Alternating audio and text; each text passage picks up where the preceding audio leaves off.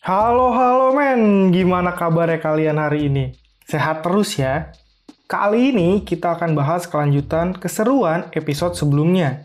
Pada episode sebelumnya diceritakan, Sun Wukong berhasil menipu serta menghajar Raja Kegelapan dan kedatangan Raja Harta Surgawi ke medan tempur. Untuk yang belum menonton, tonton keseruan video sebelumnya dulu ya. Oh ya, terima kasih ya kalian sudah menonton di channel ini. Jangan lupa like dan subscribe-nya ya kawan.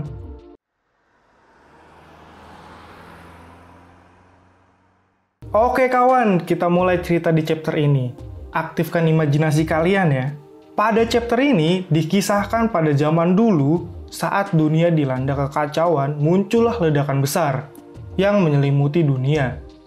Dan dari ledakan itu muncul 3 sosok dewa kuno, yaitu Raja Surga Kuno, Raja Surgawi, dan Raja Kebajikan. Namun, masing-masing dari mereka memiliki ideologi yang berbeda. Raja Surga Kuno membawa kehancuran dan kekacauan pada dunia untuk mengejar ambisinya. Raja Harta Surgawi mewakili penciptaan, belas kasih, dan cinta. Sedangkan Raja Kebajikan memperjuangkan keseimbangan dan keteraturan untuk membawa harmoni di dunia yang kacau ini. Mereka bertiga bekerja sama untuk menciptakan istana surga dan membimbing generasi pertama para dewa. Namun sayangnya, tidak lama surga terbentuk, perang pun pecah antara Raja Surga Kuno dan Raja Harta Surgawi. Saking dahsyatnya perang itu, perang dilakukan selama 1 abad dan menghancurkan sebagian besar istana surga, serta membunuh generasi pertama para dewa. Sedangkan Raja Kebajikan memutuskan untuk menjadi penengah. Walau sangat sedih melihat peperangan itu, dia tetap mencoba untuk netral. Akhirnya, raja-raja itu pun setuju untuk melakukan gencatan senjata dan tidak akan ikut campur lagi masalah surga. Mulai saat itulah mereka tertidur untuk waktu yang lama, dan kisah dewa kuno hanya menjadi legenda. Hingga akhirnya hari ini sang Raja Harta pun terbangun dan menyadari perjanjian gencatan senjata itu telah dilanggar dan terjadi perang besar di istana surga saat ini. Oleh karena itulah dia memutuskan untuk kembali hadir di surga saat ini dari tidur lamanya. Kembali ke surga, terlihat mereka semua tampak tidak mengenalinya.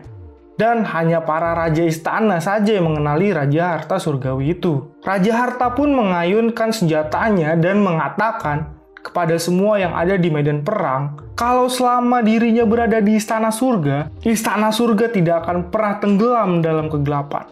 Gilanya, dari hembusan angin senjata itu saja bisa membuat hancur para prajurit kegelapan. Para star kegelapan pun juga mengakuinya kalau itu adalah kekuatan surgawi yang besar sekali. Dan dia adalah musuh bebuyutan ayah katanya. Sang Raja Harta pun terlihat sangat marah dan mengatakan yang dilakukan Raja Surga Kuno sangat menjijikan. Karena Raja Surga Kuno tidak menepati janjinya untuk melakukan gencatan senjata dan membiarkan dunia berjalan tanpa ideologi mereka. Tapi Raja Surga Kuno diam-diam malah mengumpulkan pasukan jahat. Raja Kuno menjawab itu semua karena Raja Harta terlalu naif. Dan Raja Kuno selalu 1 langkah di depannya. Saat ini pun dia memiliki pasukan yang kuat di belakangnya. Raja Harta pun mengatakan dia menyesal tidak membunuh Raja Kuno waktu punya kesempatan dulu. Raja Kuno pun tidak terima dan mengatakan kalau yang beruntung itu adalah Raja Harta. Dan saat ini keberuntungan pun tidak akan datang 2 kali. Raja Harta Surgawi dengan percaya dirinya menantang untuk menyelesaikan pertarungannya yang dulu sekarang. Dan tiba-tiba dari kejauhan terdengar suara yang meminta mereka untuk berhenti. Suara itu berasal dari tungku terbang. Dan Wukong pun berkata sepertinya dia kenal dengan benda itu. Tapi ternyata suara itu berasal dari Raja Kebajikan. Raja Kebajikan pun mengatakan apakah mereka tidak punya cara lain untuk menyelesaikan perbedaan selain saling menghancurkan. Dia juga mengatakan kalau dialah yang akan menjadi pelerai mereka saat ini. Baginya, perang antara kegelapan dan cahaya tidak pernah diperlukan karena mereka itu semua dewa. Raja surga kuno dan raja harta surgawi pun langsung sadar. Yang mengatakannya adalah raja kebajikan. Raja kebajikan digambarkan berwarna hijau dengan perut buncitnya, serta membawa kipas bulu dan berwajah agak seram. Raja kebajikan pun memberikan kata-kata mutiaranya kalau perang ini hanyalah buang-buang energi, karena mereka pun tidak akan bisa menentukan pemenangnya. Dan terkadang itu semua tidaklah harus selalu kau dan aku. Wah, asik maya nih kalimat buat modus. Raja kebajikan pun ternyata sudah memiliki solusi untuk mereka, yaitu kompromi. Karena pertempuran hanyalah menyakiti kedua belah pihak. Hal itu tidak bisa digunakan sebagai solusi jangka panjang. Karena hanya dengan bekerja samalah kedua belah pihak akan mendapatkan manfaat. Raja harta pun berkata kalau raja kebajikan tidak paham siapa yang memancing semua keributan ini. Dan jika saat ini dia kompromi, maka raja surga kuno akan maju ke depan. Hal itu malah tidak akan membuat keharmonisan. Raja kebajikan pun berkata kepada raja kuno kalau jadi dirinya lah yang salah dan apakah raja kuno bersedia untuk meminta maaf. Dia juga mengatakan kalau dirinya akan tetap objektif, tidak memihak siapapun. Lagi, mereka semua ini adalah dewa. Mereka harus lebih toleran dan menerima perbedaan masing-masing pihak. Memandang satu sama lain sebagai saudara. Jika itu dilakukan, maka akan berhasil untuk membangun surga agar lebih baik lagi dengan berisi cahaya dan kegelapan. Namun, mendengar perkataan itu, Sun Wukong pun kesal dan memukul keras ke tanah. Dia berkata kalau dia yang mengaku di posisi netral di depan arwah jahat pemakan manusia adalah penjahat sebenarnya. Sun Wukong dengan amarahnya mengatakan ketiga raja kuno itu arogan karena saling merendahkan dan egois. Serta ketiga raja kuno itu merasa kalau mereka berhak menentukan masa depan orang lain.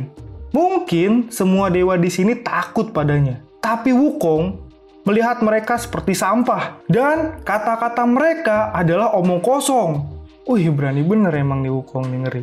Wukong pun lalu menunjuk di Sitian dan mengatakan biasanya dia selalu sok berkuasa, tapi kenapa sekarang hanya puas menjadi anjing majikannya. Di Sitian pun menjawab kalau dirinya tidak akan ragu mengikuti perintah tiga raja kuno. Raja kebajikan pun mengatakan ini adalah surga, bukanlah tempat siluman, dan dia ingat dengan Wukong. Raja kebajikan mengatakan kalau dulu Wukong menerobos masuk ke tungkunya dan mencuri banyak eliksir miliknya. Dan itu membuat Wukong mampu bersaing dengan generasi terbaik para dewa saat ini. Sayangnya Raja kebajikan pun malah salah paham. Dia malah menuduh Wukong adalah dalang dari kekacauan besar ini karena dirinya mengacau di surga lagi. Pendapat itu pun ditolak oleh Raja Harta dan mengatakan kalau dia tidak yakin Wukong adalah dalang dari semua ini. Raja kebajikan pun mengatakan kalau Raja Harta tidak perlu membelanya karena saat ini mereka semua itu dewa, terlepas dari cahaya atau kegelapan. Tapi Wukong adalah siluman sendiri. Wukong pun bingung dibuatnya karena malah dia yang tertuduh. Sial. Parahnya lagi, Raja kebajikan bilang kalau saat ini mereka semua harus menangkap Wukong dan menghukum mati dirinya. Dia pun bertanya kepada Raja Surga apakah setuju, dan Raja Surga kuno pun memutuskan setuju. Wukong menjadi tumbal demi perdamaian ini. Tapi pasukan surgawi pun dilema dengan keputusan ini. Raja Harta pun belum menjawab, dan Raja Kebajikan merayunya dengan mengatakan apakah dia lebih rela melihat banyak orang tersiksa demi siluman. Pilihan sulit. Dan Raja Kebajikan memerintahkan pasukan surgawi untuk menangkap Wukong. Perintah itu pun juga membuat Guanyin bingung, karena perintah dewa kuno tidak bisa ditentang. Wukong pun sangat tidak menduga situasi ini. Awalnya dia hanya ingin bertarung sampai mati. Tapi tiba-tiba mereka malah bekerja sama menangkap Wukong dan menganggapnya orang asing yang menghalangi. Lalu dengan cepat, prajurit surgawi pun bergerak menangkap Wukong. Wukong pun akhirnya menentukan pilihan. Pilihannya pun mengamuk dan meminta mereka semua untuk maju. Dia, Sun Wukong, akan menghajar mereka semua. Guanyin pun datang mendekati Wukong dan berkata, dia sangat bodoh karena dia tidak sadar situasinya. Saat ini, kegelapan dan cahaya akan memburu kepalanya demi perdamaian. Wukong pun menanyakan apakah Guanyin ingin menjadi yang pertama untuk mati di tangannya. Guanyin pun dengan tenang mengatakan, Wukong jangan buru-buru, dan sebaiknya Wukong menyerah saja. Karena sekarang dirinya tidak memiliki pilihan yang bagus. Dan tiba-tiba, Guanyin pun mengatakan dia menolak perintah Raja Kebajikan. Dia memilih untuk tidak menganggap dirinya dewa saat ini juga. Perkataan Guanyin sangat membuat Raja kuno kaget. Lalu, chapter ini pun berakhir. Gimana nih cerita pada chapter ini? Seru kan pasti. Chapter selanjutnya pasti jauh lebih seru sih. Langsung tonton aja ya. Jangan lupa like, komen, dan subscribe-nya ya kawan. Terima kasih dan sampai jumpa.